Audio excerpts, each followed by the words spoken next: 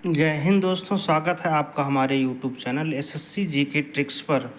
दोस्तों, आज हम बात करेंगे कि रेलवे टीटी वैकेंसी के बारे में कि यह वैकेंसी कब तक आ सकती है, इसमें पदों की संख्या क्या हो सकती है और इसकी परीक्षाएं कब तक हो सकती हैं।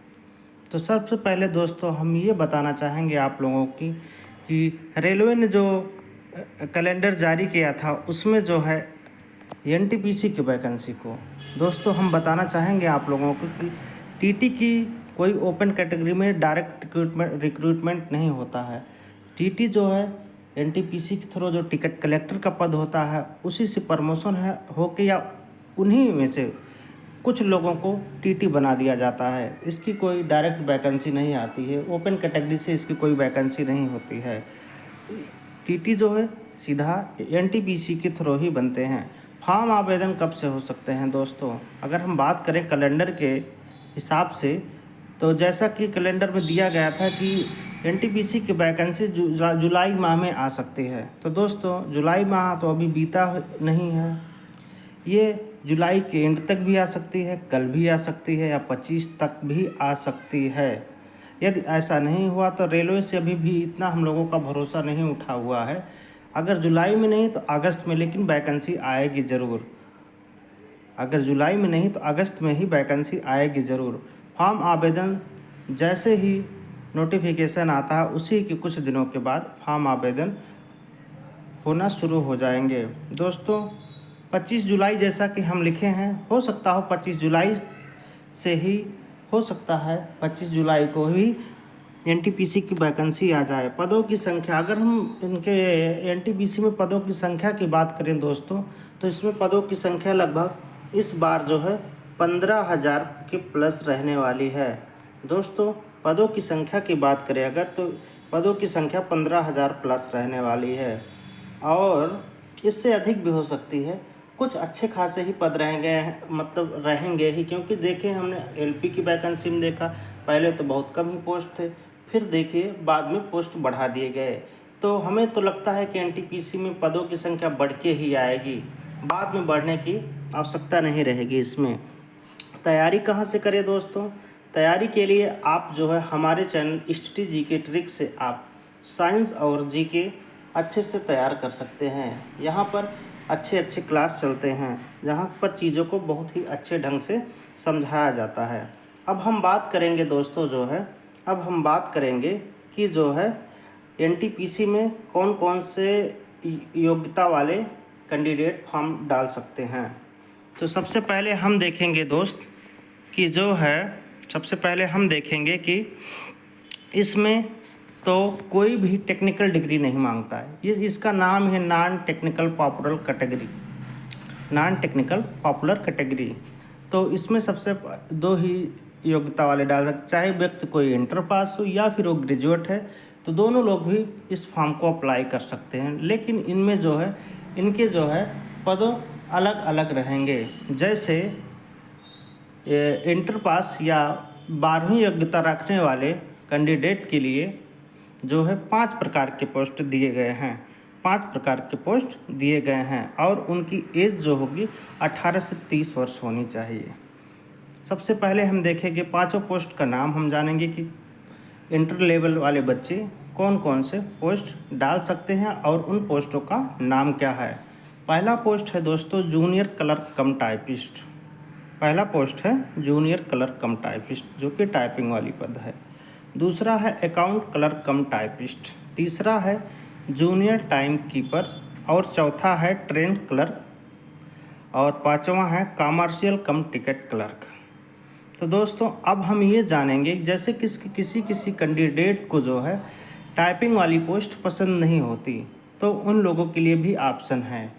जिन लोगों को टाइपिंग वाली पोस्ट पसंद है वो टाइपिंग वाली पोस्ट डाले, जिन लोगों को टाइपिंग नहीं करना है तो वो नॉन टाइपिंग वाली पोस्ट डाल सकते हैं। जैसे सबसे पहले हम देखेंगे कि कौन सी पोस्ट टाइपिंग वाली है और कौन सी पोस्ट नॉन टाइपिंग वाली है। तो दोस्तों पहला पोस्ट क्या है, जूनियर क्लर्क कम टाइपिस्ट। इसमें देखिए नाम में ही टाइपिस्ट आ रहा है, यानी ये टाइपिंग वाली पद हो गई। ये कौन सा पद हो गया? ये टाइपिंग वाला पद हो गया। दूसरा है अकाउंट क्लर्क कम टाइपिस्ट, ये भी आपका क्या हो गया, टाइपिंग वाला पद हो गया। तीसरा है जूनियर टाइम कीपर, ये दोस्तों आपके टाइपिंग वाली पोस्ट नहीं है। चौथा है आपका ट्रेंस क्लर्क, ये भी आपका टाइपिंग वाली पोस्ट नहीं, ये नॉन टाइपिंग पोस्ट है।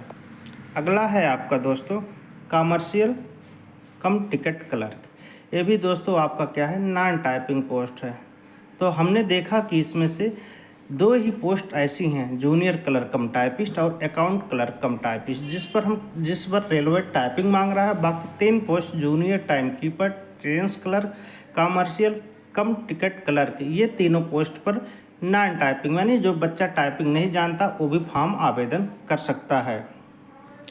और हम आगे देखेंगे ग्रेजुएशन लेवल, जो कैंडिडेट ग्रेजुएशन किया हुआ है वो इस फॉर्म को डाल सकता है कि नहीं, और वो कौन कौन सी पोस्ट डाल सकता है। चलिए देखते हैं फिर आगे ग्रेजुएशन वाली पोस्ट पे कौन सा बच्चा कौन सी पोस्ट डाल सकता है। तो ग्रेजुएट लेवल वाली जो पोस्ट है इसमें आपके पदों की संख्या दोस्तों है 8, और इनकी उम्र क्या है, इनकी उम्र जो है 18 से 33 साल है। सबसे पहले हम इनके पोस्टों को जानेंगे, उसके बाद हम जानेंगे किस पोस्ट पर साइको मांगा है, किस पोस्ट पर टाइपिंग मांगा है, और कौन सी पोस्ट जो है आपकी नॉन टाइपिंग है, और हमें सबसे प्रेफरेंस में जो है हमें कौन सी पोस्ट पहले रखना चाहिए। तो देखेंगे दोस्तों, पहला है ट्रैफिक असिस्टेंट, दूसरा है गुड्स गार्ड, तीसरा है सीनियर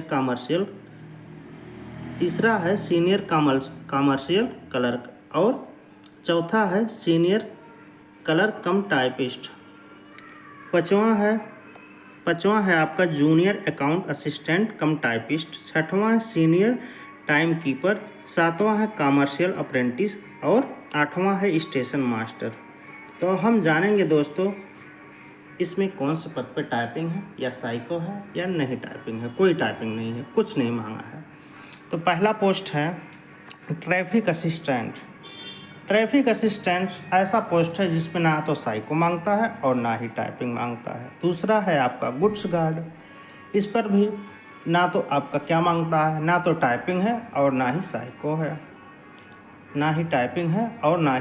है, तीसरा है सीनियर कमर्शियल कम टिकट क्लर्क, इस पर दोस्तों ना तो साइको है और ना ही टाइपिंग है। चौथा है सीनियर क्लर्क कम टाइपिस्ट, इस पर दोस्तों टाइपिंग आपका अनिवार्य है। पाँचवा है जूनियर अकाउंट असिस्टेंट कम टाइपिस्ट, इस पर भी टाइपिंग अनिवार्य है। जो कैंडिडेट टाइपिंग जानते हो इस पोस्ट को सिलेक्ट कर सकते हैं। आगे की पोस्ट देखते हैं। आगे की पोस्ट जो है छठवां पोस्ट है आपका सीनियर टाइम कीपर, इस पर भी कोई ना तो साइको है ना ही टाइपिंग है। सातवां है कमर्शियल अप्रेंटिस, इस पर भी टाइपिंग नहीं है, इसको भी डाल सकते हैं। आठवां स्टेशन मास्टर, दोस्तों इस पे जो है आपका साइको मांगा गया है। इस पर जो बच्चे साइको से बचना नहीं चाहते हैं, जो बच्चे साइको को देने चाहते हैं, या स्टेशन मास्टर उनका सपना है, ये बहुत अच्छी पोस्ट होती है। जिनका सपना है स्टेशन मास्टर बनना, वो पोस्ट प्रेफरेंस में सबसे पहली पोस्ट जो है स्टेशन मास्टर की ही चुने। अब हम बात करेंगे दोस्तों कि हमें कौन सी पोस्ट सबसे पहले चुननी चाहिए, कौन सी पोस्ट सबसे बेहतर है, अच्छी है, हमें फर्स्ट प्रेफरेंस पर रखनी चाहिए, स्टार्टिंग में ही रखनी चाहिए।